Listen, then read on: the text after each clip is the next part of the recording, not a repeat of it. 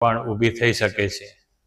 જે જૂના દુખાવાઓ હોય, તમે પહેલાં પડી ગયા હોય, પહેલાંના ફ્રેક્ચરો અથવા તો પહેલાંના એક્સિડન્ટોથી થયેલી ઈજાઓ તમને એકદમ તીવ્ર રીતે હેરાન કરતી હોય છે।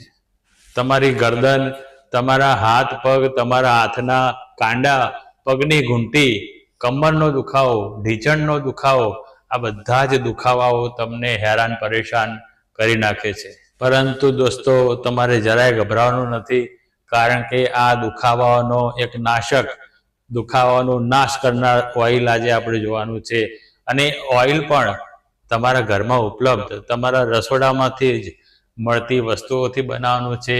કોઈ મોંઘી વસ્તુઓ કે કોઈ બીજી જગ્યાએથી તમારે શોધાશોધ કરીને વસ્તુઓ લાવવાની નથી। આ બંને વસ્તુઓ તમારા દુખાવાઓ એકદમ નેચરલી મટાડવાના છે। અને આ રીતે આ નેચરલી દુખાવાઓ મટાડીને